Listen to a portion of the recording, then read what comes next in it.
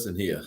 Um, I think I'm getting old because Pastor had to take a little baby nap. Pastor had to take a little baby nap just to be up tonight to be able to tune to tune in. I think I'm getting old because whew, about this time I'm staring at my eyelids. But it is good to see all of you. Thank you for tuning in. If you are in for Rehab After Dark. And I'm excited to talk about tonight. We're going to deal with part 3 of Stop Making Everything So Hard. And this is going to be very powerful talk tonight. And I promise you, I'm not going to be on long. But last week, when we were talking last Tuesday and dealing with the inner child wounds, and the conversation really started shifting the way I thought we would shift. And that is, and anytime you talk about inner child wounds and you start opening up, in essence, wounds regarding your inner child and things that you've experienced as a child, may have experienced as a child, or known other people to experience. And that can be a very sensitive topic. And so we were on a path last Tuesday that was really veering towards some dangerous spaces, particularly as it relates to those of us who have children around, things like that. I'm always very sensitive to conversations like this with children. If you've been to rehab physically in person, when we've been open, you understand that rehab is definitely one of those places. Even when we do things like Ask Me Anything, on those Sundays, I've always sent the children to children's church, and thank God for Sister Holt and other people at rehab who have always helped out with children's church, because those have been opportunities to send everybody, the kids, away so that we can have grown-up conversation. And so tonight is one of those nights. I'm going to give you tonight 3 dangerous inner child wounds. We again started down this path last Tuesday as we were talking about part 2 of Stop Making Everything So Hard. And as we were teaching that, I really thought about 3 very dangerous inner child wounds that have been common or presented common issues for so many people. And I want to say on the onset tonight, hopefully, the kids are in bed. I want to say on the onset tonight that I'm very sensitive, that some of the things that I'm going to talk about tonight may very well speak to situations that many of us have been in. And I want to be very mindful of that. And I want to speak tonight from a very candid and transparent, but also sensitive place. And I want to be sensitive to the things that so many of you, so many of us have experienced in our lives and as young people. And I'm aware of that tonight. And so, again, just grateful to be here, and certainly hope and pray that you are having a blessed week so far. So if you haven't already, I want you to like, share, subscribe this video quickly. I'm not going to do the normal format like I normally do, running through the chains and networks. It's already 10:16. My goal is to be out of here by 11 on the dot, because I'm really only going to talk about 3 very dangerous inner child wounds that so many people have had to deal with. And these are things that, through counseling sessions that I've had with people, conversations that I've had with people, clients, friends, family members. These are just very common things that people have had to deal with that have long-term implications on your lives. And so I want to just jump right into this tonight. If you're on Facebook, good evening to you. We are on Facebook, Instagram, and YouTube tonight. And so if you're on any one of those networks, Facebook, Instagram, or YouTube, make sure you like this video, hit the @ symbol, tag 5 people, tell them to tune in. And we're going to get right into this conversation. So again, last week we were talking about inner child wounds last Tuesday. And remember, I was giving the example of my son and quitting and not being a quitter. And and how we were all raised just like that, right? We were raised as young people growing up. You never quit anything, and I gave the example of how um, he was dealing with something on his soccer team, and I gave him a choice that we never received as children, and that is the ability to quit something, because we always equated quitting to something that was dysfunctional.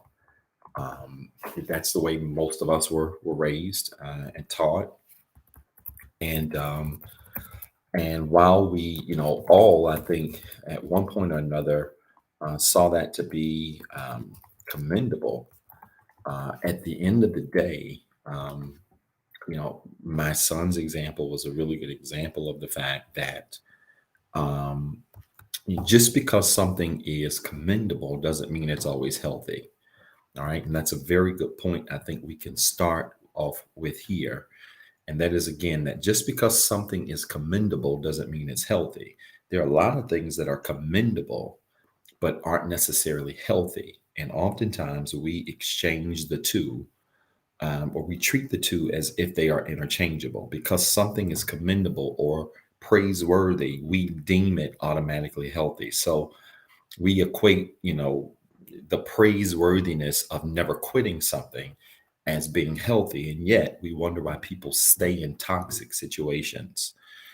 People stay in toxic situations and then think they're doing a brave thing or a commendable thing or a healthy thing, when really you're just in a toxic situation, and you won't quit the toxic situation because, again, you have been raised that you don't quit. You don't quit anything. You don't walk away from anything. You don't give up anything. And so we've got to be careful not to lose the bigger point in things that we experience. Things can be commendable, but not necessarily praiseworthy. And so that example with my son last Tuesday really opened this Pandora's box regarding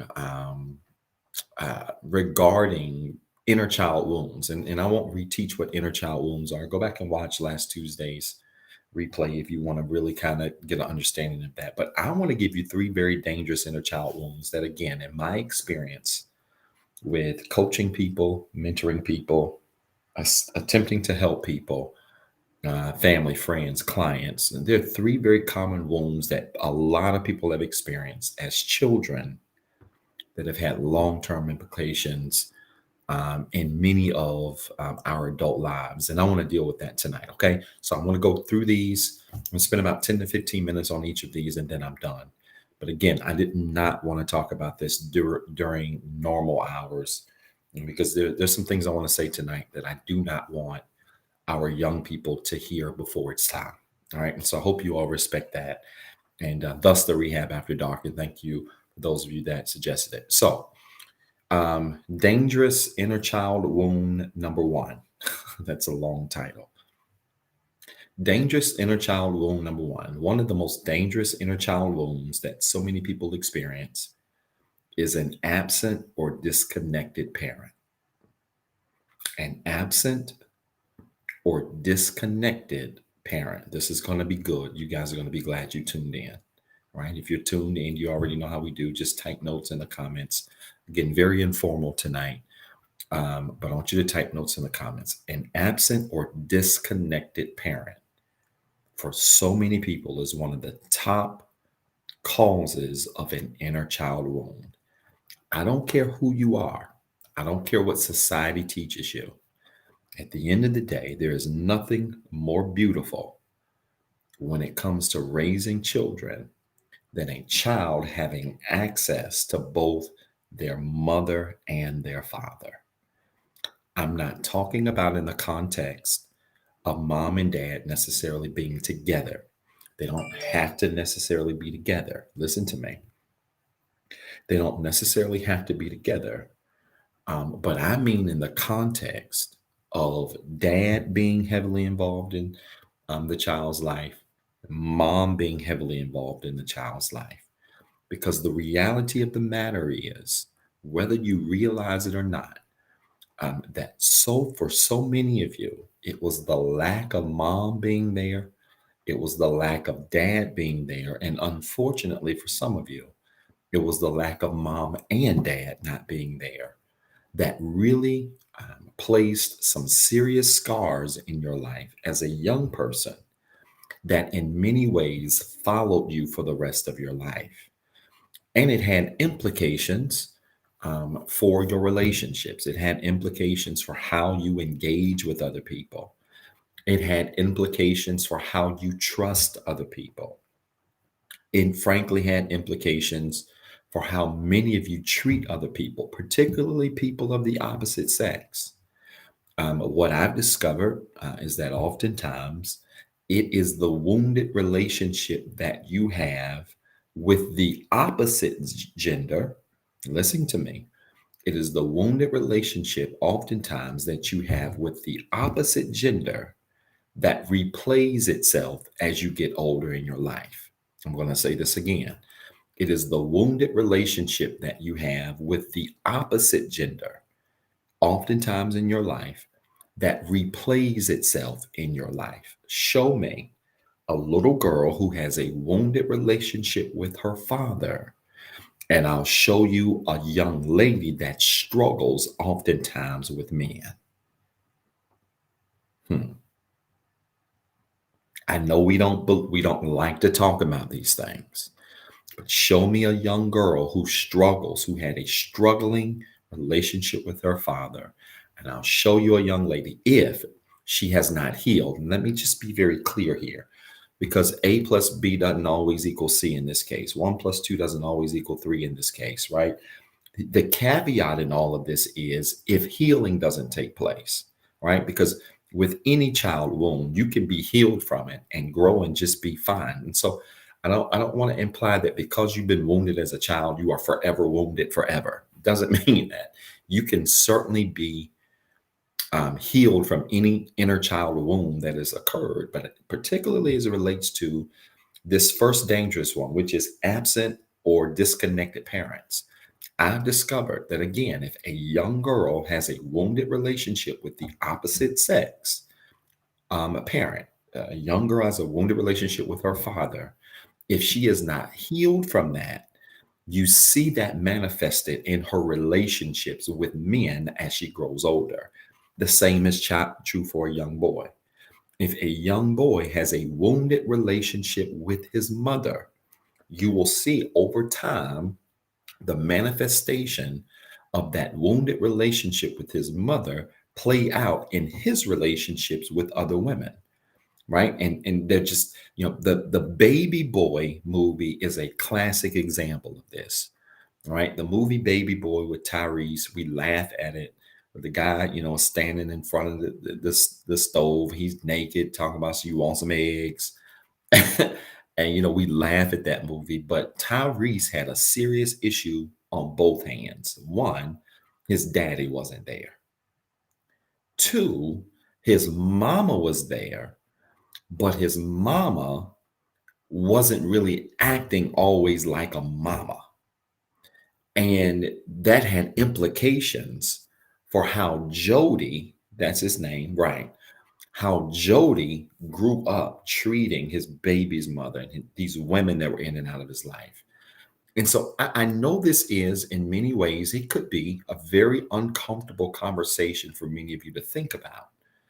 But if many of us were honest, if we really took a moment and thought about the dynamics of the relationships that we've shared with our parents, and if any of those relationships with our parents or guardians were wounded at any certain point, how that is played out in our lives, it's a very humbling thing, right? It really reminds you of the importance of having, especially if you're a parent, if you're an aspiring parent, it reminds you of the importance of having strong relationships with your children. Parents, hear me and hear me in love. You're not going to be a perfect parent. You're not going to do everything right. You're not going to say everything right. You're going to make horrible decisions. You're going to kick yourself sometimes at decisions you make. Sometimes, Lord knows, this is the truth. I've made decisions I've come down on my kids or about different things, or handled my kids in certain situations, sometimes too harshly, and put them to bed. And I've literally laid in my bed with tears coming down my face, just hoping I ain't scarred for life, for fussing at them so hard because their room was dirty. Now, it sounds like a horrible, just stupid example, but I want my kids to grow up responsible. I want them tearing up stuff. I was borderline OCD when I was a kid. You can ask my parents.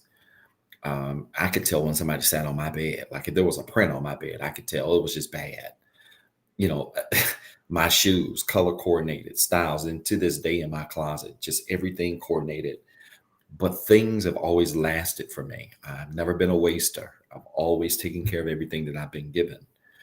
But I've literally screamed at them and hollered at them to the point where, I felt bad. Like I put them to bed, I kissed them, and I went in my room, and then I'm in there laying down, and I just got tears everywhere.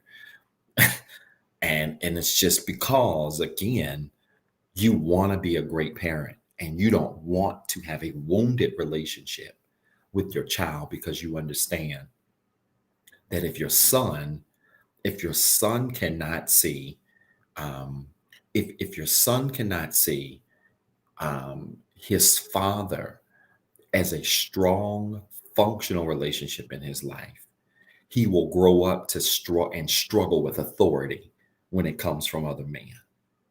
I'm giving y'all nuggets. See, a lot of our young men, especially our Black boys, let's keep it 100. I want to go ahead and make some of you upset. A lot of our young Black boys are struggling with authority today, not because they're bad kids, but because, unfortunately, mama was the only one that raised them. I know y'all don't like it. I don't care if you don't like it. But the reality of the matter is, a lot of our young, it's in spite of how society handles Black men, and they don't handle Black men well. They don't treat us the same. I recognize that, and I say that in all sincerity. But here's the reality.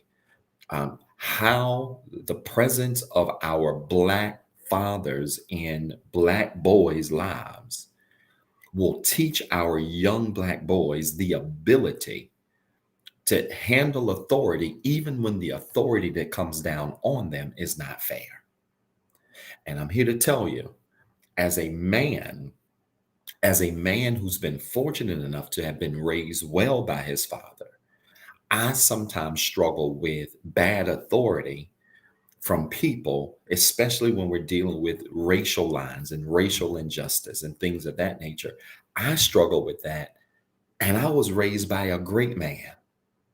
I can only imagine what a young Black man might be dealing with as it relates to authority, and his father was never there.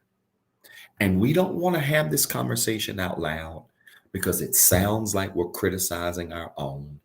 It sounds like we're throwing away our own. Listen, I'm a Black man, a proud one.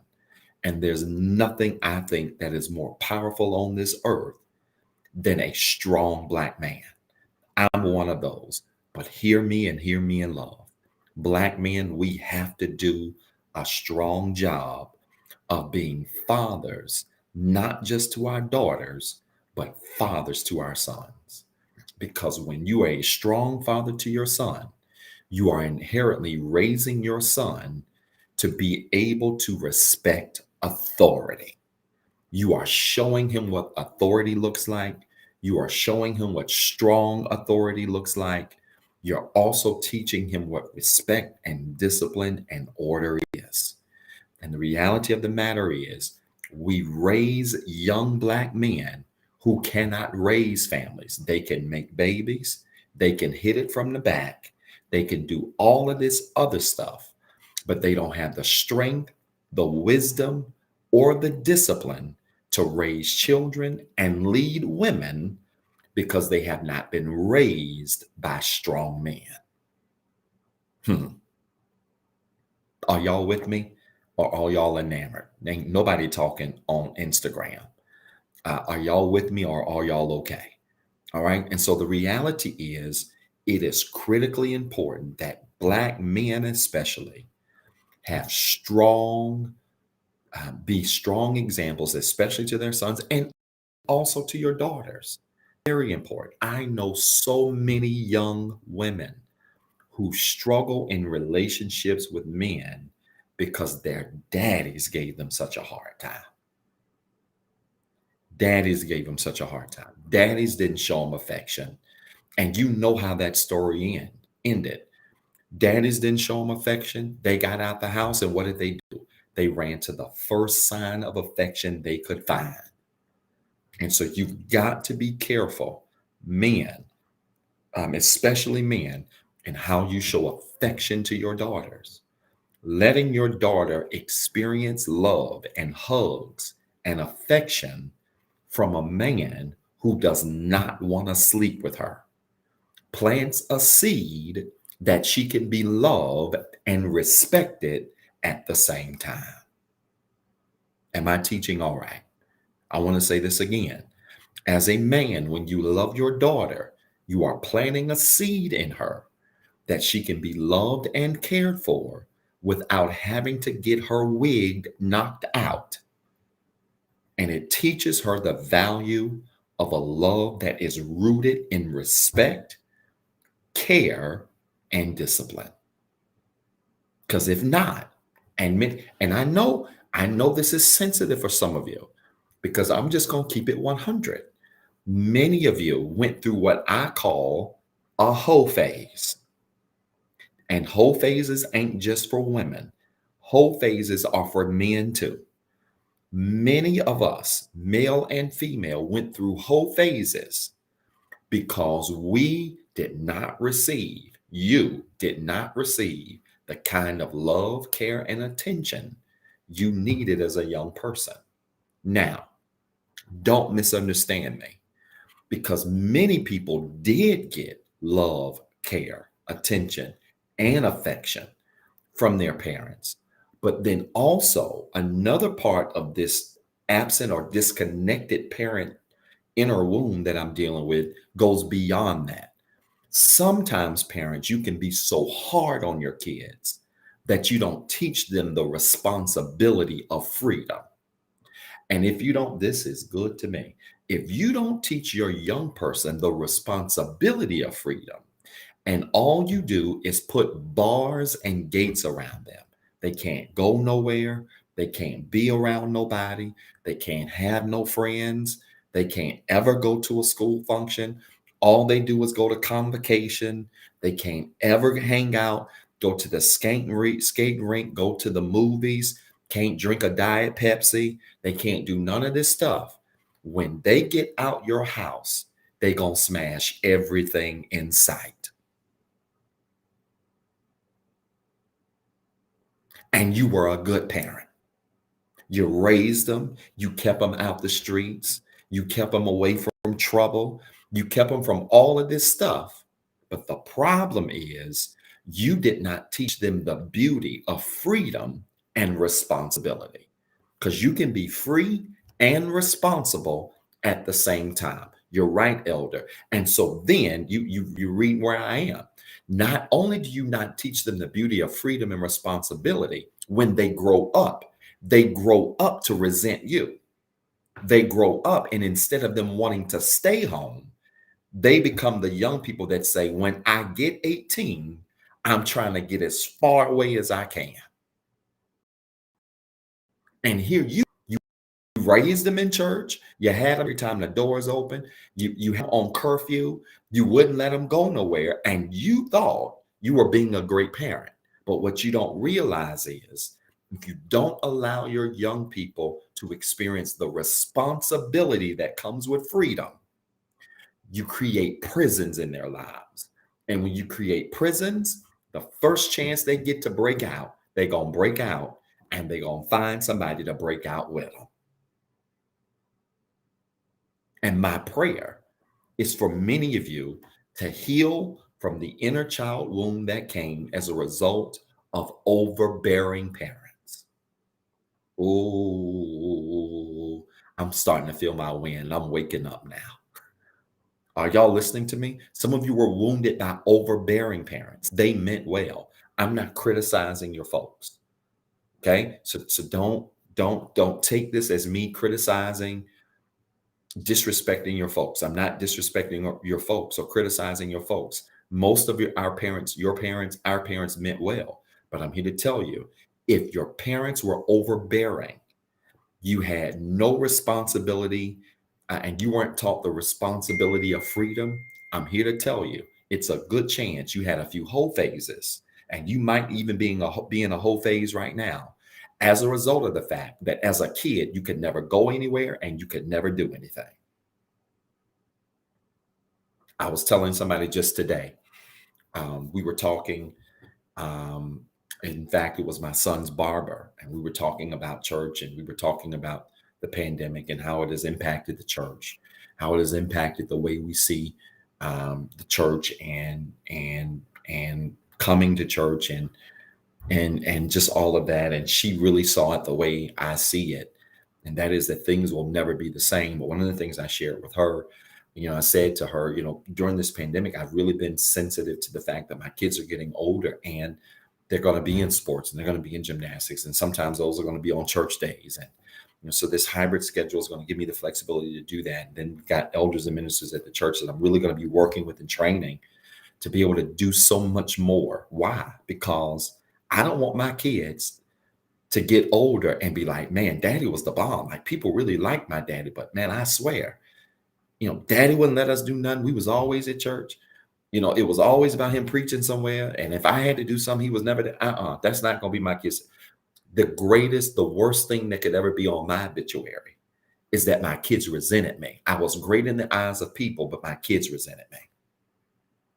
And listen, y'all might not say this out loud. I'll say it. There are bishops that close their eyes, apostles that close their eyes, who were beloved by people and discarded by their own kids. Y'all don't like the way I'm teaching tonight. They were beloved by the masses and hated in their own house. And the reason why they were loved by the masses, I should have put this on my own personal Facebook. The reason why they were loved by the masses and hated in their own house is because you raised kids who did not have the opportunity to understand the power of love and responsibility. And I know y'all ain't feeling me tonight. I'm not calling nobody's name tonight because I don't want nobody to feel no kind of way. But I know I'm talking good tonight. I've shared this story with Rehab. I've shared this story at my father's church. I remember when I came back from college to my father's church, I started in ministry about 6 months. I did my initial sermon about 6 months after I graduated. No, a year after I graduated from college, I did my initial sermon. And I remember standing in front of my dad's church on Friday nights. Y'all, I'm just on one. Look like we're going to be a little over an hour. I hope y'all okay. I remember standing in front of my dad's church. We used to have Friday night youth services, and many of you, Sister Swan, many of you it's probably the first time you ever heard me preach. I used to have Friday night services at my dad's church, the old church. It was hot. Like, it was so hot in there. You thought the devil was in the aisle shouting. If you ever been to the old building, it was like the walls used to be sweating. But man, we used to have serious church in there. Serious. Where literally Friday night service would start at 7:30. We began out of there at 1 in the morning regularly. It used to be insane. Friday nights, right? The crazy thing though is when I started to mention, I was telling people about things I did in college, and my mom and dad would sit in the pulpit looking at me like, I can't believe this. Like, you did what? I'm telling stories about how I made it home. Don't know how I made it home. I woke up places. I didn't know how I got there. Fell asleep one night in a car in the parking lot of a club. Don't know how I got to the car. Somebody put me in the car, cut off the car, locked the doors, and locked the keys in my ignition and locked me in so nobody could get in. I woke up about 4 in the morning. Don't know how I got there. The parking lot was empty. This is a true story. I was telling these stories and they were just so shocked. But really, one of the things that I learned from my own experiences is this. Many of you ain't going to agree with this, but I would far rather teach my kids how to have a good time than to put them in prison, let them turn 18, and they go buck wild.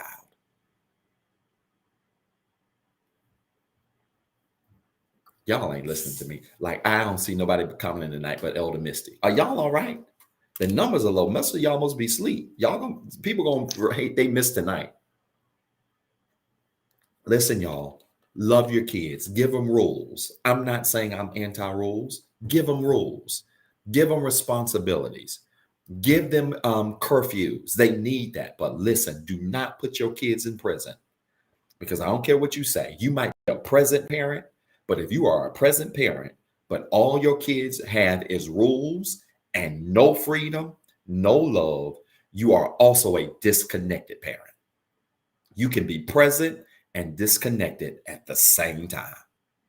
And many of our parents meant well. They were present, they were there, but doggone it, you couldn't breathe hard without being corrected.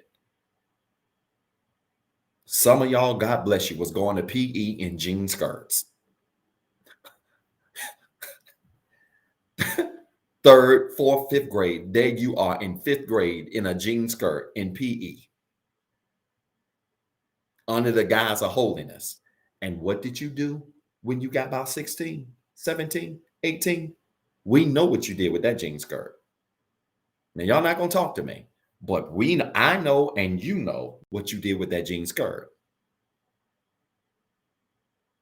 So all I'm saying to you is teach your children responsibility, but do not allow them to lose the beauty of life by being an overbearing parent. You must teach your children the beauty of freedom and responsibility. And it starts with just being open with them, communicating with, talking to your kids, right? Most kids like your children like communication with. Absolutely.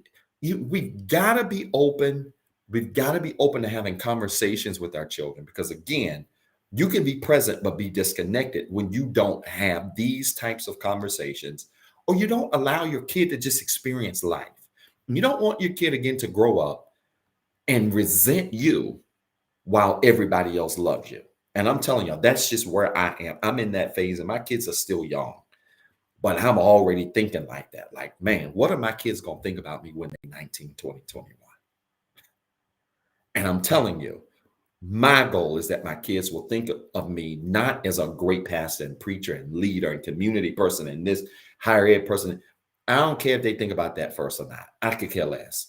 I want them to see me as a cool, responsible, loving, straightforward dad, period, first. Or else, y'all, it'll be another funeral. They won't want to come to it. They won't want to be involved with none of y'all. They ain't gonna want none of y'all.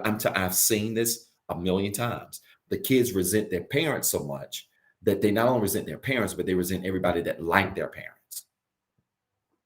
So they don't want to have nothing to do with the parents. They don't want to have nothing to do with the people who like their parents. And they sit there watching everybody love their parents. And meanwhile, they're sitting there asking themselves, why didn't my parent love me the same way y'all loved them? I know y'all don't, this probably makes no sense to many of you, but I've seen this a million times and I'm not going to be that guy. All right. So again, first dangerous in a child wound I want you to watch out for is absent or disconnected parents. Here's the second one. I got to move. All right. Y'all ready? This one's going to be heavy. The second dangerous inner child wound that I want all of you to be mindful of, careful of as it relates to your kids, and really mindful of as it relates to your own life and the things you've experienced is this: premature introduction to sexuality. This is going to be heavy. Premature introduction to sexuality. Premature introduction to sexuality. I see there's a really good conversation on Instagram about now allowing kids to voice their opinion and their thoughts. And it's just a powerful thing, man. We think we're being so great parents because we so hard on kids. Man, you don't even let your kids talk. I'm telling you, they don't talk to you. They're gonna go talk to somebody else. Premature introduction to sexuality. Now, I want to say this. This is hard. I want to say this. We live in a society where we are over sexualized. Okay. This is a highly sexually charged society that we live in. We are over sexualized in everything. Heck, you can't even watch a Hardee's thick burger commercial without it being sexual innuendo in the commercial, right? Like we're overly, highly over sexualized in everything. And one of the things that many of us were exposed to, had to experience was this exposure to sexuality too soon. I want to say this. One of the most beautiful things, opportunities you can afford a child is the ability to be a child. Are y'all listening to me? I'm teaching good tonight. One of the most beautiful things you can afford a child is the ability to be a child. Let a kid be a kid. Don't rush your kids to be grown. Don't rush it. I know she don't mind me sharing this.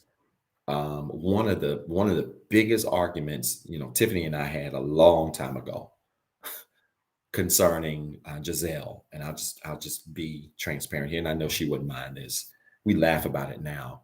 This is going to sound small to y'all, okay? But I'll put me out there.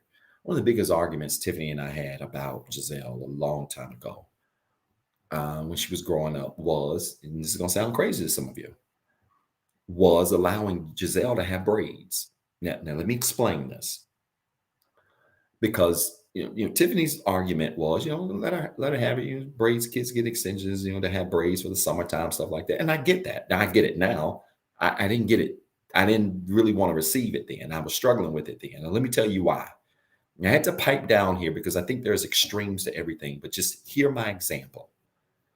I struggle with that because my argument to Tiffany was this: let her be a kid.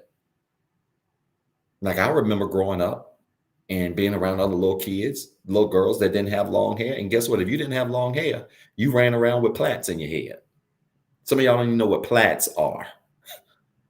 Okay. So if a girl didn't have long hair when I was growing up, they just ran around with plaits. They ain't have no extensions. We didn't take them to the Chinese store and put extensions in their head and braids. It just, am I wrong? If you're my age or around my age, I'm telling the truth. It didn't happen. You didn't see 5, 6, 7-year-olds with extension braids in their head. It's a fact. If you didn't have long enough hair, they just put plaits in your head and you just wore it like that. And then over time, your hair just grew. And then before you know it, you could have great braids, right? And my argument was or cornrows, right? And my argument was simply that I didn't want putting these extensions in her hair so young to grow her up faster. Is that making sense to y'all? Now, again, I know that sounds extreme, and it probably was. In hindsight, I can admit that, right? That's just one of those arguments. It wasn't worth having. In hindsight, it was probably just too extreme. Me being too overprotective of my daughter. And I get that. I've been accused of that. I'll live with that.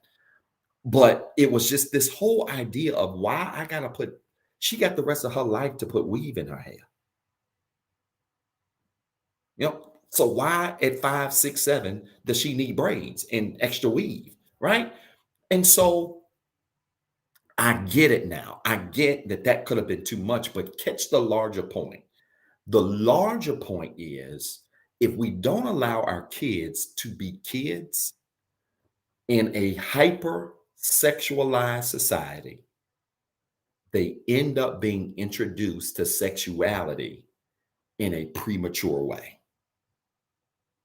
And you've got to be careful. You got a daughter, it's okay to let your daughter play with dolls as long as she wants to. Stop rushing her at 7 and 6 and 8 to throw away the dolls, and let her play with dolls in her imagination for as long as she wants to. I know we have exchanged dolls for cell phones. We have exchanged wrestling figures for young boys for cell phones and gaming stations. And even on these gaming stations, TikTok, I watch the YouTube channels that my kids like to watch. There are a couple of YouTube channels I've had to check them on because there's this one YouTube channel that they like to watch where it looks like these little Muppet kind of characters. I forgot what you call them, what you call this particular show. It's like these Muppet looking characters. And they was in there watching it one day, and I was on my kitchen island doing some work. Next thing I know, the Muppet character is in there cussing and telling people what to do to him. And so I stopped. I got up and walked around the corner and said, "What are y'all watching?" Looked at the TV, and it was this little Muppet character that obviously somebody had their hands, doing the Muppet thing, like a whatever you call those things. And he was telling what the other characters what to do to him. I said, "Y'all won't be watching this again." And it was a reminder that our kids are being overly exposed to sexuality in so many different ways at a far younger age. And you got to be careful to guard that because many of us were exposed to it. Let me tell y'all something. I couldn't wait to say this. I'm going to make some of you mad. Parents, y'all stop with all these doggone sleepovers.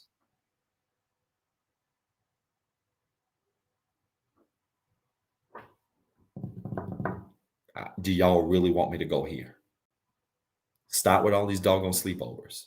Some of us were not right from the times we had sleepovers when cousins and all kinds of folks was feeling on us, touching on us, and it planted seeds in you that took you almost a lifetime to shake.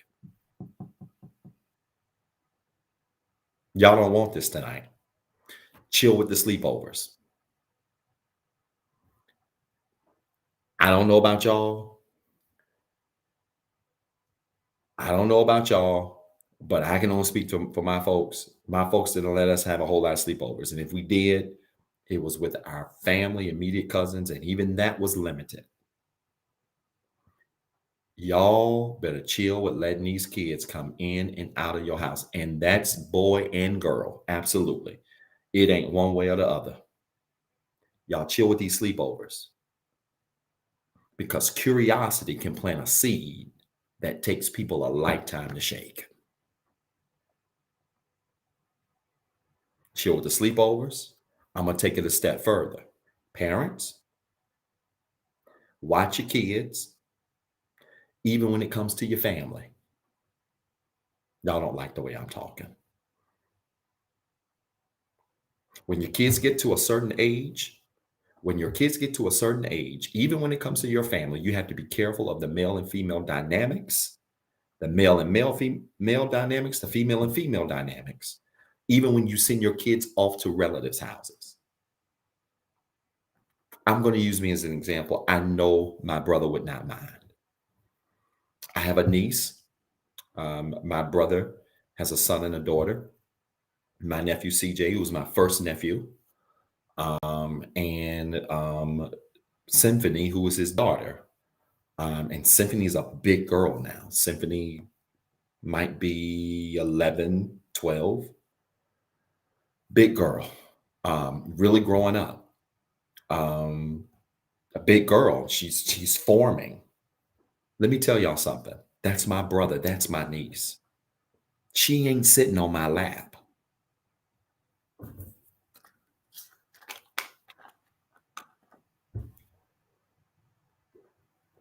Pastor, you doing too much. You being too extra. No, I'm not. Number one, she don't have to worry about me, right? And I can say that with full authority. My brother will completely trust me with my kids as I would him. I would not work if Giselle were to sit on my brother's lap, and she has. Giselle's a little girl, much little smaller than his daughter. I wouldn't worry about none of that with my brother. Okay, obviously, right? So let's not misunderstand what I'm saying. But his daughter is a whole 12, 13, almost fully grown, developed. She ain't got no business sitting on my lap. She can sit on her daddy's lap. But I'm her uncle.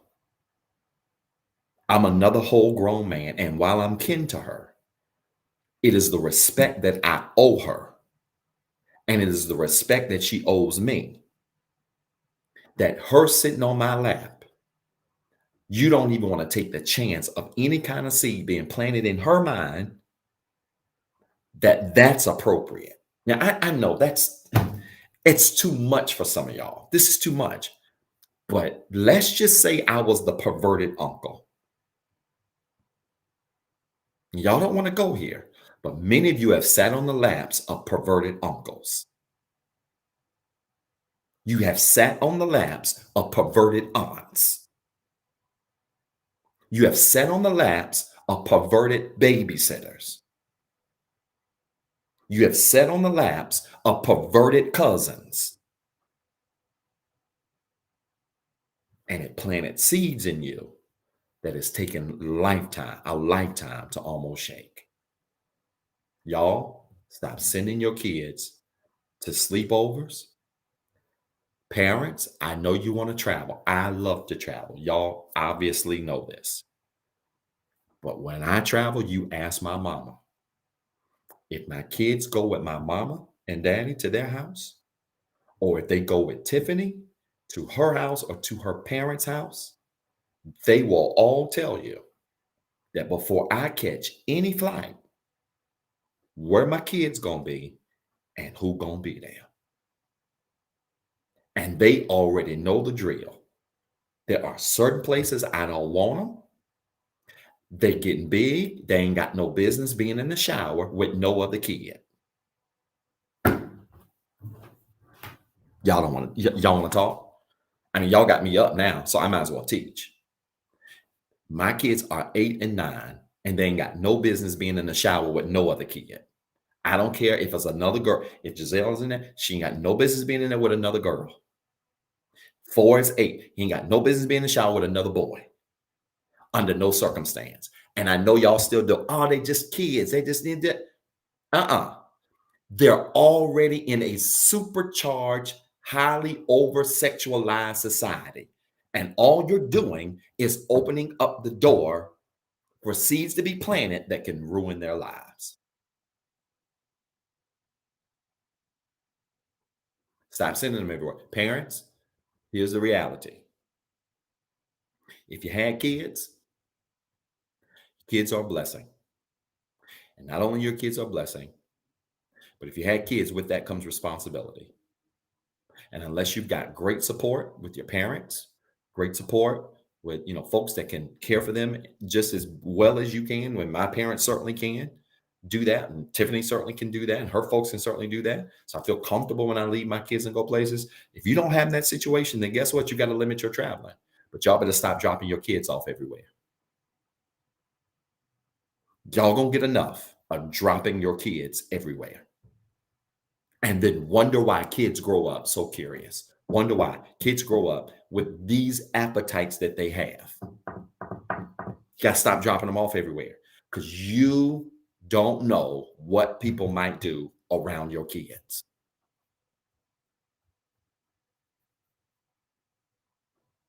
Are y'all listening to me tonight or not? So that is a very dangerous inner child wound. Many of you are wounded now, and this is a very sensitive topic. This is very sensitive, man. There's some things I could share. I'm not going to share because I thought about sharing something tonight, and I changed my mind because I had to use some wisdom. I had to use some wisdom in one regard, not to share a personal story with all of you, because even in my transparency, I could have caused just a much greater problem. All right, but let me just say this to all of you. If you're very honest about things that have happened to you as you were raised and growing up, and people around you and things like that, if you're really honest about those things, you will come to a conclusion that many of the challenges that you had in relationships, many of you were, over sexualized with people in your relationships. You coveted sex so much, and you craved it so much, and you just thought it was a high sex drive, when in reality, You were touched when you're 5 and 6. And the curiosity seed was planted on you so early, and you never healed from that. And you thought that affection was being touched. And because you weren't healed from that, most of your relationships then were rooted. The foundation of your relationships had to be sexual because that was the wound you had when you were 5 years old. That's why you got to heal from that. And if you got kids, you got to guard your kids. Now, I play about a lot of stuff. I tell jokes. I love Dave Chappelle. I think I'm a somewhat corny, funny guy. I don't play with my kids. I just don't. I don't play with my kids. I don't play about my kids. And I don't care who it is concerning with my kids, family, friends, frenemies, enemies, it don't matter. I don't play with my kids because I know all it takes is one bad situation that can plant a lifetime seed that can screw them up for the rest of their life. And it ain't gonna happen. I'll go to my grave before I let it happen.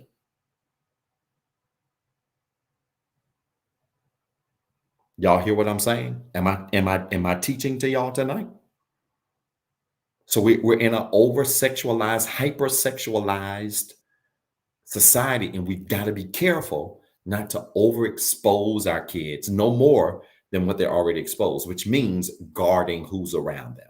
Y'all, in these kids that are in sports, these kids that are in sports that are around other kids in locker rooms and coaches, be at their games, be at their practices. This is why I don't pay to let them just go off and play and go on tournaments or weekend, and they gone off in Michigan and you here in Carolina, or they going off to California and you right there in Atlanta and you ain't going to travel with it, and they stand overnight with the team and they stand overnight with the coaches.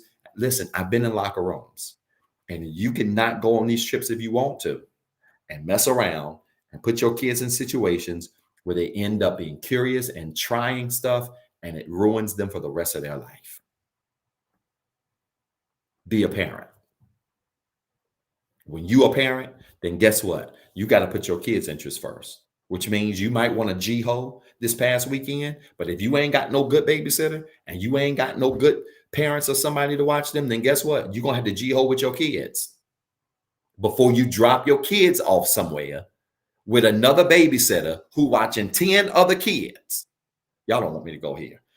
Some of y'all be dropping your kids off with babysitters who are professional babysitters, who are the babysitters where everybody can drop their kids off, and you give them $20 for 6 hours, which is crackhead money. You paying them $20 for an overnight stay, and they the neighborhood babysitter, and they got 15 kids in the house. Your kid, the 16th kid, and you drop them off at 6 o'clock. Come pick them up at 8 o'clock the next morning, and then you wonder why your kid grow up dysfunctional. Because they stayed in the house with 15 other kids with the neighborhood babysitter, and the babysitter ain't really watching them, and they in there doing whatever they want to do, and you get your kid back, and your kid got all kinds of problems. Stop dropping your doggone kids off everywhere. If you had them, take care of them. And if you got a good babysitter, you can use them every now and then. If you don't, then guess what? You stuck with them. I said what I said.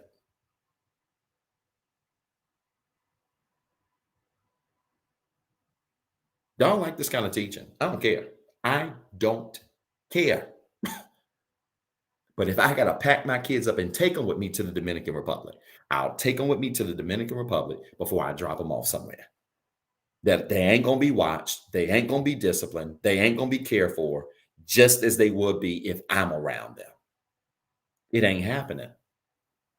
Somebody going to jail. I'm going to hurt somebody. You hear me? Stop dropping your kids off, because we are by default prematurely introducing them to sexuality way too soon. When we do that, be careful who you allow to be around your kids.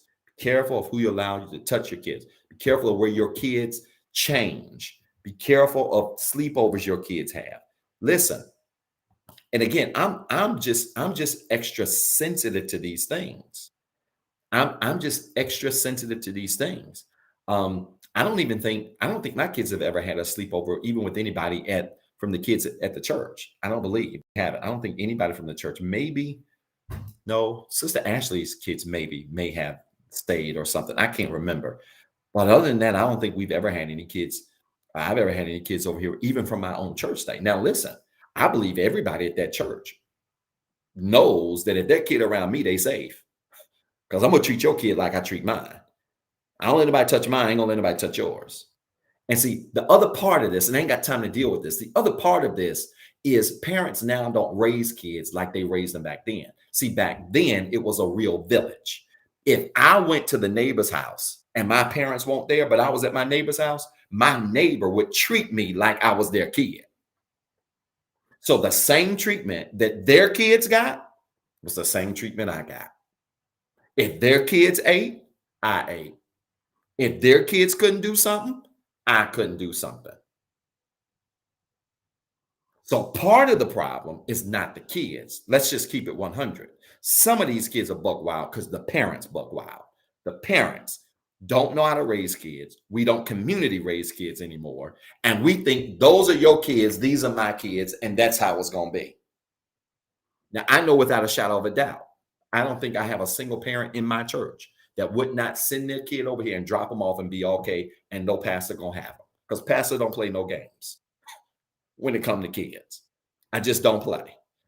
But even as a man with 2 kids of my own, I am so sensitive to how kids are over-sexualized that even if it came down to kids in my church who were to come over to my house for a sleepover with my 8 and 9-year-old, I would feel some kind of way. Now, I know y'all think I'm being extra sensitive. I'm being over the top. I'm not too soft on Terrence. Terrence don't do no wrong. Leave Terrence alone. Messing with Elder Mystic. I know y'all think I'm being extra sensitive, but I'm being serious, y'all. I'm being serious. I take that stuff so very seriously. I do. I do. I do. And you got to do that so that your kids aren't prematurely introduced to sexuality. All right, that's number 2, y'all. Number 3, and the last thing, the last dangerous inner child wound that I want all of us to think about and, if possible, heal from.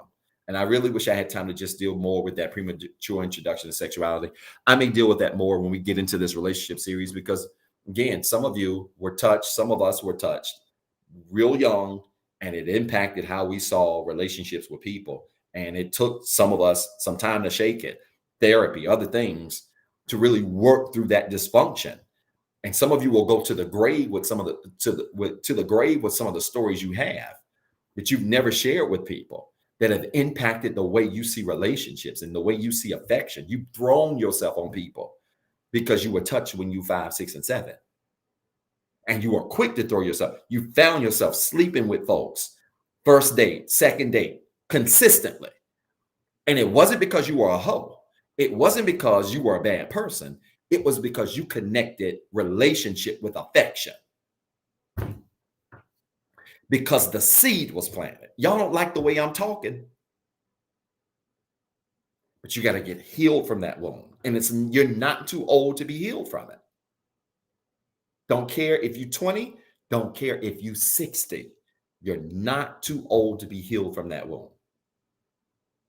All right? The third dangerous inner child wound I want you to be mindful of is this. The wound called people pleasing. I'll end with this. People pleasing. The third dangerous inner child wound that you got to watch out for, you got to be sensitive to, is the wound of people pleasing. I talked a little bit about this with my son's example last Tuesday. I'll say this, that some of us were raised so much to please our parents and to please other people that it intrinsically taught us to set aside our own needs and always put other people first. So you were raised your whole life to please everybody else, to make everybody else happy, to do other things to please people. You didn't move and you didn't go to college out the state because you had to please parents who didn't want you to leave home. You didn't go and work out of the state because you had to please parents who wanted you to live within 30 minutes. You couldn't move and get married because you had parents that wanted you to stay in the house until you were 30. You did all of this stuff and you were doing this stuff and you don't even realize that that created a wound in you, that as you got older, you found yourself as a 40, 50, 60, 70-year-old adult, still trying to please people, and spare their feelings at the expense of your own. And it started when we were kids. This is why I gave the example when I was talking about my son last week. And I gave this example that it really hit home for me. What my therapist told me when my son wanted to quit soccer and I didn't want him to quit. And it really hit me when Forrest said, Daddy, I'll play soccer. I'll play. In normal circumstances, I've been like, great, son, because I don't want you to quit. Great. I'm glad you changed your mind. But that thing hit me. Wait a minute. I'm planting a seed in him that he's got to live his life trying to please everybody else and make everybody else happy. And I don't want my son or my daughter to stay in situations longer than what they feel like they have to, especially if it's a bad situation, in the name of pleasing other people. And y'all, that was a major child wound that I had. Major child wound that I had. Again, this ain't no knock on my parents. This ain't no knock on any guardians that have ever had any kind of authority in my life. Because again, most of these wounds sometimes happen and they don't happen intentionally. My parents taught me a very healthy respect for adults. And they taught me a very healthy respect for authority. But somehow along the way, I learned that I had to do so much to try to please other people that what I ended up doing is making decisions in my life that were better for other people than they were for me. And so then I found myself staying in situations that were bad for a very long time, not because I didn't know they were bad, but because I felt like if I got out, I would disappoint people. Woo! Are y'all listening to me tonight? Some of y'all are in bad relationships right now because your fear of getting out, bad marriages, bad jobs, you're in bad conditions right now. And the reason you won't leave is because you're concerned about what people are going to say. Guess what? You got a people-pleasing wound. You have a people-pleasing wound if you are staying in a bad situation right now that you know is bad. It's toxic. It's bad for you. It ain't healthy. It's wearing on your diet. It's wearing on your health. It's wearing on your mentality. It's wearing on all of this stuff. And yet you are staying in it. If you are staying in it and you know it's bad for you, you got a people-pleasing wound and you go. I've been there. I'm not telling you something I don't know. Swan, they ain't talking to me tonight. I've been there. You can stay in a situation that you know is bad. And your whole reasoning in your mind is, I can't let my folks down. I can't let my coworkers down. Let me talk about pastor. I can't let my members down. What are my members going to think?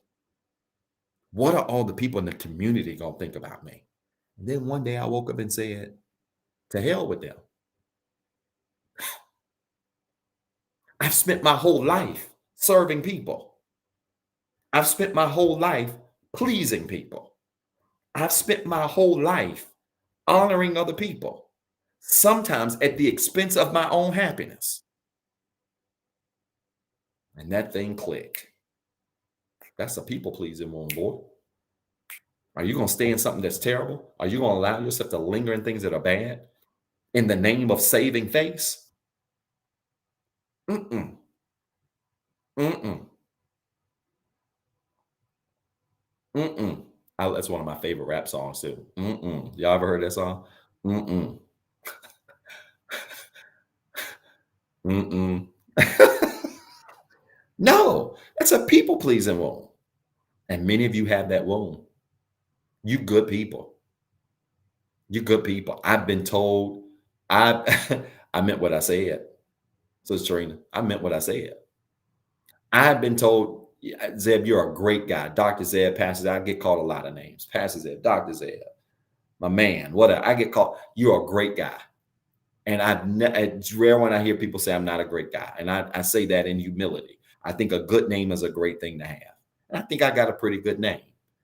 But let me tell you that what has been a knock on me for years, I for years made decisions based on pleasing other people. Wouldn't go do this to make sure other people were good. Wouldn't go pursue this to make sure other people were good. Stayed around in this to make sure other people were good. Hung around out in this to make sure other people were good. Wouldn't make this change to make sure other people were good. And let me tell you what that does to you over time. Over time, it drains the literal life out of you. It drains you. And you begin to wear the weight of pleasing other people on you. It'll drain the life out of you. And you got to be careful of that, y'all. Many of you have a people-pleasing wound. I see it all over you. Some of y'all should have long moved from where you moved from. Some of you are just starting to live your life, and you in your late 30s, late 40s, 50s, 60s, when the reality is you could have been living in your 20s. But it took you about 15 years to get over the opinions of people of just you picking up and packing your bags and leaving the state. Some of y'all would not leave where you were raised for nothing, because you could not bear the weight of people talking about you. You could not bear the weight of people thinking something about you because you decided to go and go do another thing in another place. And here you are in your late 30s and 40s, and you just starting to live. Am I teaching to anybody tonight? Is this making sense to anybody? It's the truth. It's because you had a people-pleasing wound. You got to get over that.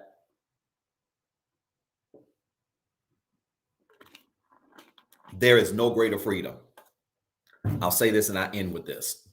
There is no greater freedom for real in this entire world. There's no greater freedom than pleasing God and then pleasing yourself.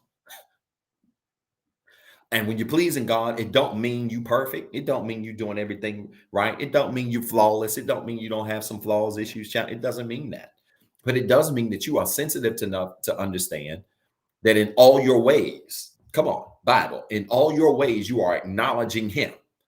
Doesn't mean when you acknowledge him in all your ways, it doesn't mean you're perfect. It just means that in everything you do, you acknowledge him. So even in your bad steps, in your mistakes, you still acknowledge him. And that's how he delivers many of you out of your mistakes.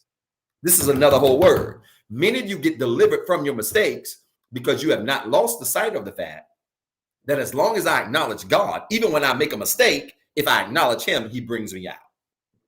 See, the key to having the life that David had, where he survived the dumb stuff he did, is that you always acknowledge God. This is why I'm not worried about me. I don't worry about any mistakes I could ever make. I don't worry about anything that could ever happen to me in the future. Why? Because in all of my ways, I acknowledge him. And when you do, he's going to direct your path. It's up to you to listen. He's going to direct it. And when you go left, even in your stupidity, he can still cover you. So you just gotta acknowledge him. And then you gotta make sure that because I like that advice. I see LaTanya getting some great advice. You gotta make sure you put in the work to heal the wound. I made it no secret to you guys. I started seeing a therapist for the first time last October. I started seeing a therapist for the first time. It changed my whole life. That lady changed my life. She absolutely changed my life. And she really helped me to understand and embrace many of these things that I'm sharing with you tonight. Many of these things that I've shared with you over this last year in this pandemic that we've been in. Then some of y'all thought Pastor's losing his mind. No, he's not. Pastor has not lost his. Pastor is sharper today than he's ever been in his life.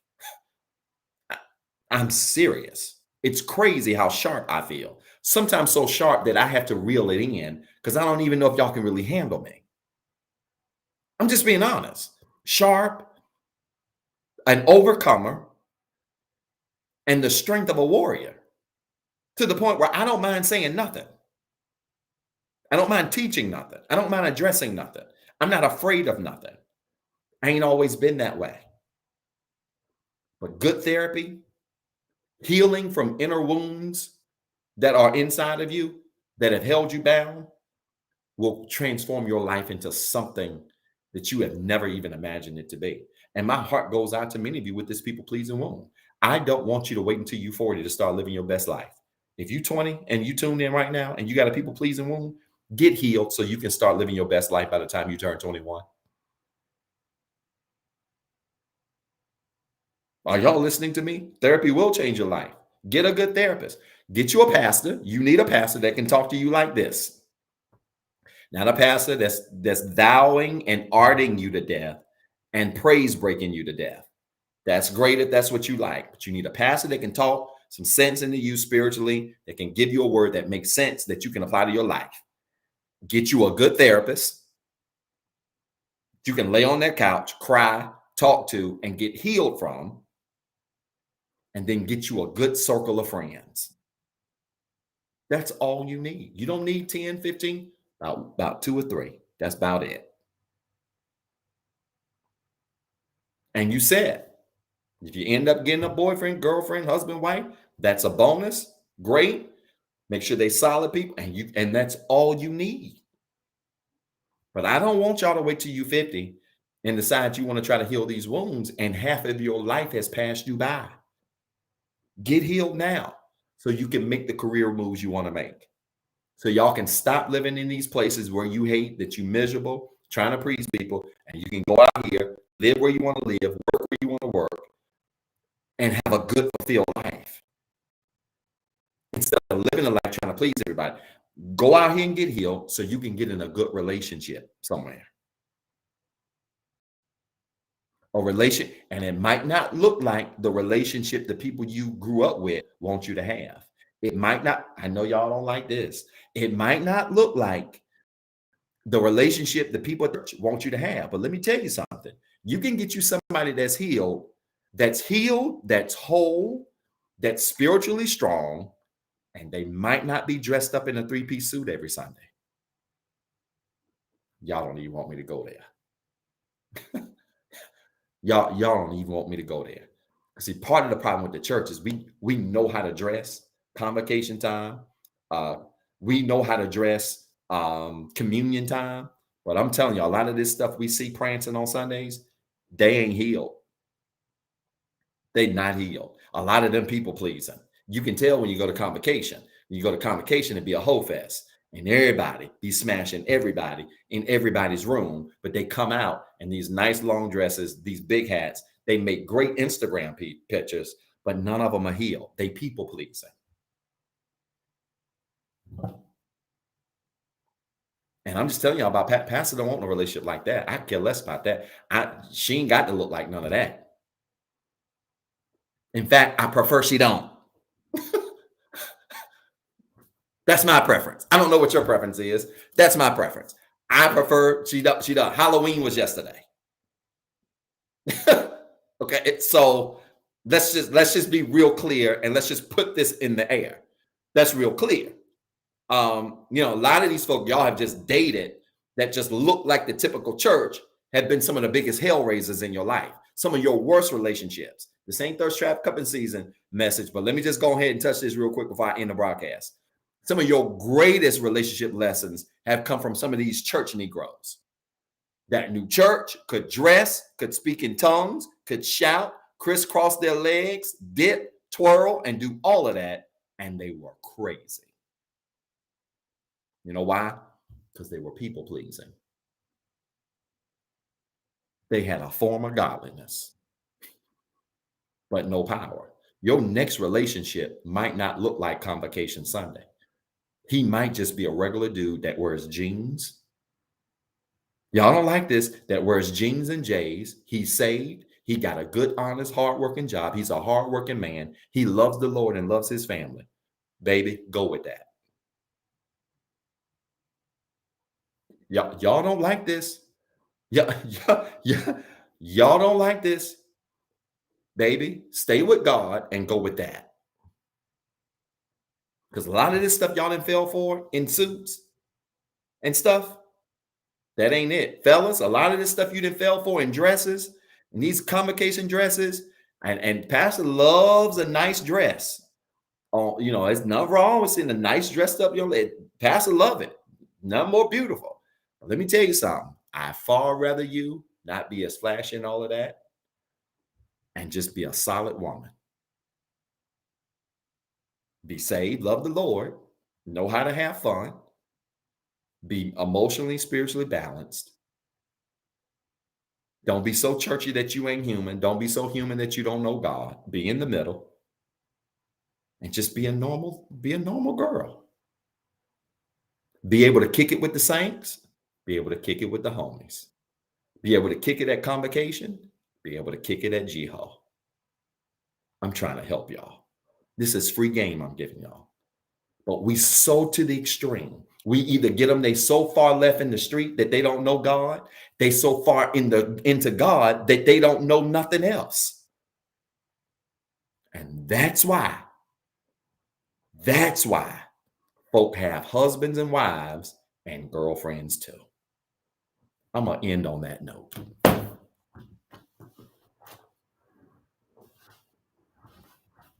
This bless anybody tonight? I'm not gonna do no altar call. I'm not doing no prayer requests. I'm gonna pray I'm gonna pray real quick. I'm gonna give you the option to give if you want to give. I'm gonna see y'all tomorrow night. But I like that, Sister Trina. Got to be able to take you in any circle and you good. I mean that. Like some of y'all can't function but in just certain circles. And I'm telling you, when you are whole and you balanced, man, church girls don't even move me. I be laughing. I just ain't got time. I don't even have time here.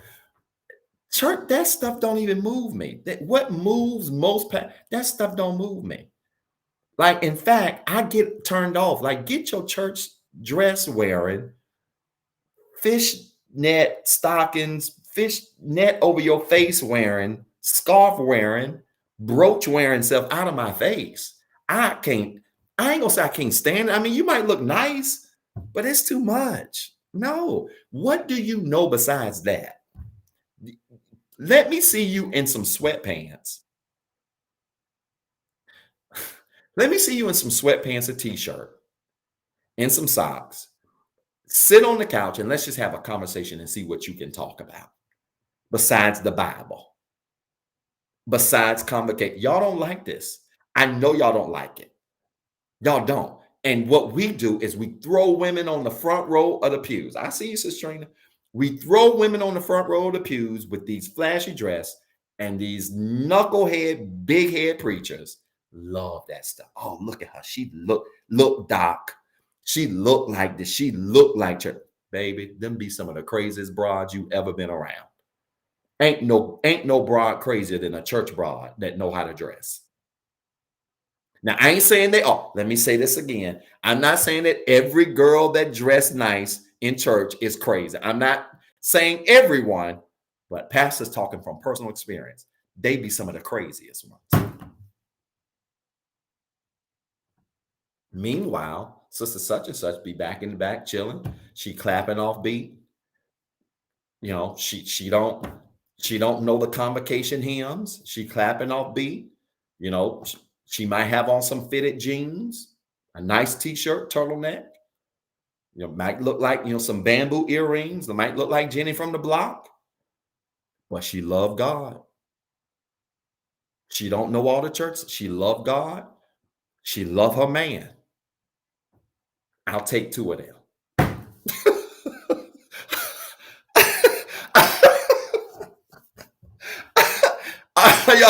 I'll take two of them. You know what I'm saying? Y'all, we got it bet. You going for the guy. You going for the guy that got the suit on. He the deacon. He the junior deacon in training. Y'all love an adjutant. Y'all get me started. Some of y'all women love an adjutant. He the adjutant. He the chief adjutant to the chief apostle. And he got these suits and he know how to quote scriptures and all of that stuff. Don't y'all be talking about passing in the comments. He know how to quote scripture and all of this stuff. And y'all women love that. But meanwhile, you get him home. He just as stupid and ignorant as he can be. He got you in his house. You at his house. He at your house. Y'all can't do nothing but talk about church stuff. You bored at home. All he want to do is talk about church. All he do is got y'all in church 24/7. No, man. Y'all can have that. And some of y'all ladies like that stuff. You like it.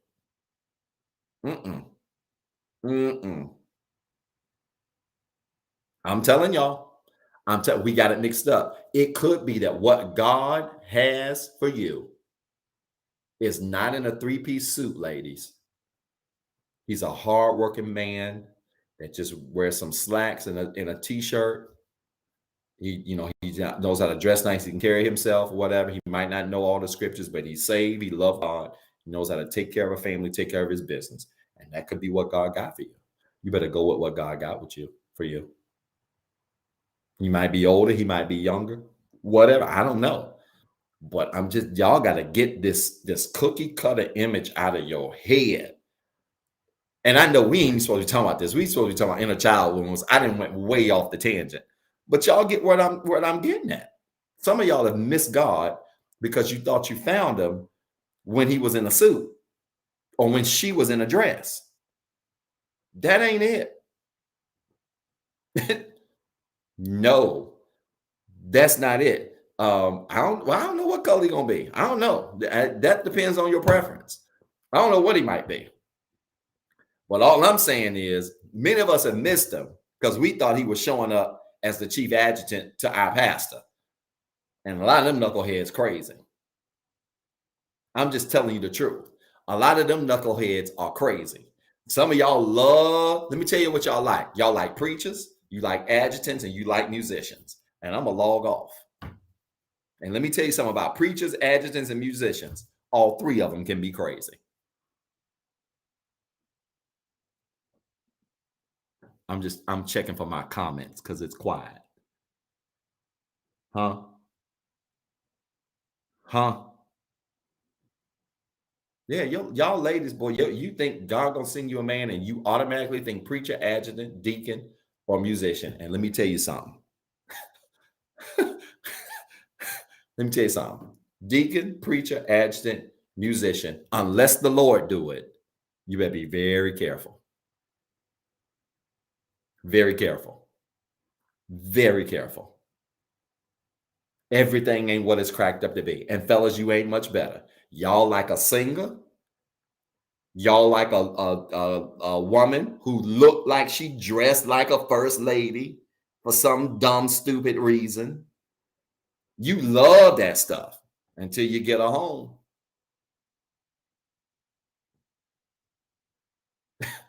Until you get a home. All right. I'm over, y'all. It's 11:30. I feel like talking to y'all for another hour. I don't think y'all can take this. I'm just telling y'all, just be careful. Be careful.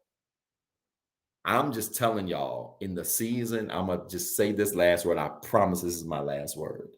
In the season that many of you are entering in, you're going to be shocked that God's going to give you a blessing that's going to be wrapped in a package that most people, including yourself, may not have expected. And the beautiful thing about a gift is that a gift is always a gift, regardless of the package that it comes in. Some of y'all want the wrapping paper more than you want the gift. And I'm here to tell you, I want the gift more than I want the wrapping paper. She don't have to look like convocation. He don't have to look like convocation. Y'all paying attention to the wrapping paper. And I'm here to tell you, God's trying to give you a gift. And many of you are about to get a gift in this season. Many of you are about to get a gift in people, in relationships, in friendships, in connections, in business connections. You're going to get gifts that are going to come in packages that don't look like what you thought they were coming in. And they're going to turn out to be exactly what you need in this season of your life. I'm telling y'all better listen to me. He not going to be no musician. He not going to even be able to sing a tune, but he going to be able to take care of you and take care of your family. He's going to be a hardworking man. He might have 2 jobs, 3 jobs, hardworking, bills going to be paid, good credit, can't sing a tune. Baby, you better jump on the ride and start riding. Fellas, she might not be able to dress convocation style. She might not come to church with the long gloves on and big hats.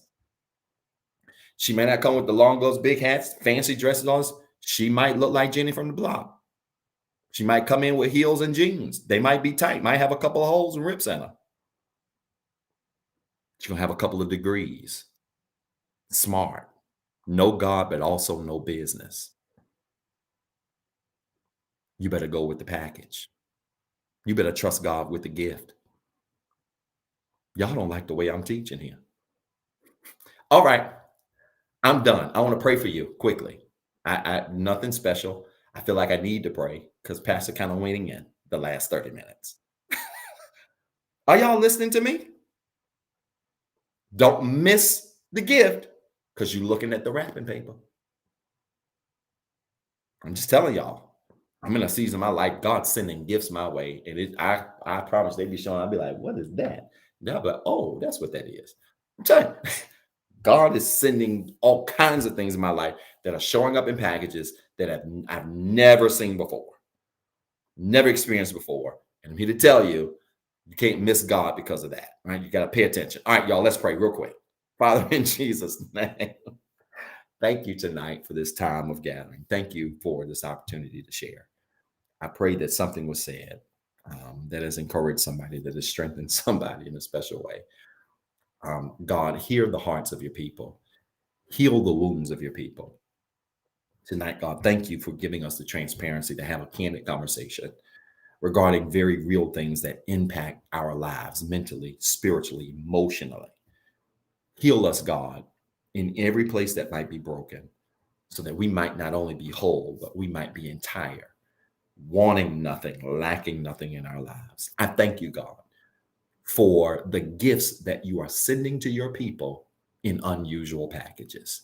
Let this next season that we all enter into be a season filled with gifts in unusual packages. Help us, God, not to miss what you're trying to bless us with because of the way it shows up in our lives. Help us to be sensitive to what it is that we need for our lives, not necessarily what it is that we just want or what it is that other people want for us. Help us to be sensitive to what we need in our lives, that we may have everything that we need, and that we might live a fulfilled and blessed life according to your purpose and plan for our lives. God, I thank you for every prayer request that's been lifted up this week, that was sent in Sunday, that might be typed in tonight, that might be emailed in tonight, that might just be on the hearts of somebody tuned in live or watching the replay. God, I ask that you would answer the prayers of your people as only you can. God, I thank you for these things and count them done in Jesus' name. Amen. Listen, y'all, I hope Rehab After Dark tonight blessed you. If you want to sow a seed tonight, you can. I'll ask our moderators quickly to just put it up on the screen. But I want to go ahead and dismiss as they're putting that up. If you want to sow a seed tonight, you can. This is just an extra service tonight, experience tonight that I wanted to do because I wanted to talk about some very sensitive things tonight. But y'all do me a favor. I want you, as the moderators are doing that, I want you to prepare to tune in tomorrow night. We will continue with this series tomorrow night. And we're going to continue the series, Stop Making Everything So Hard, with part 4 tomorrow. And we're going to move on to the third thing that you have to be guarded against. But I could not let this inner child wound go by, portion of this series go by without dealing with the topics we talked about tonight. I want you to be very prayerful about some of the things that I said. All right. I know they were very tough. And for many of you, they were very sensitive. My prayer is that nothing was traumatic for you tonight. Nothing reopened any wounds for you tonight. And if it did, that God would cover you. I understand what that's like. I've been there. I understand it. But that God will cover you in a special way so that you really can continue to grow in the faith as only God can help you grow. I see you, Sister Trina. I think so many of you love Rehab After Dark because, first of all, Pastor keeps it real in the daytime. But after dark, it's just something about these conversations we have when it gets late at night. And so Pastor promises to do more of these. All right. I will do more of these, especially as we get ready to go into this relationship series, because we're going to have this one going to be probably one of the most raw ones I've ever done. And I just pray I don't get censored from Facebook and social media when I finish. And y'all don't disown me because I'm going to talk about some stuff. I'm going to talk trash. It's going to be good, but I'm glad you tuned in tonight. Go back and watch the replay tomorrow. Go back and watch the replay this week as you're working out, as you're at work. Hit that @ symbol, tag 5 people, share it with them and tell them to go back and watch it. And then y'all do me a favor, make plans to see me tomorrow night, 7:08 p.m. For life study right here at the Rehab Christian Center. Listen, y'all, I love y'all. I'm praying for y'all. I'm rooting for you. I want you to have a fantastic week. And I will make plans to see you tomorrow night at 7:08 p.m. All right. I love you guys. I'm praying for you. Peace and blessings. Thank you for watching the Rehab Christian Center live experience. If this broadcast has been a blessing to you and you would like to be a blessing to our leader, Dr. Zeb Talley III, you can sow a seed into his ministry by CashAPP at $Pastor ZT3. It is our prayer that this message of hope encouraged, enlightened, and empowered you to be better. Please tune in Tuesday at 7:08 p.m. for our life study experience. And as always, be blessed and have a wonderful week.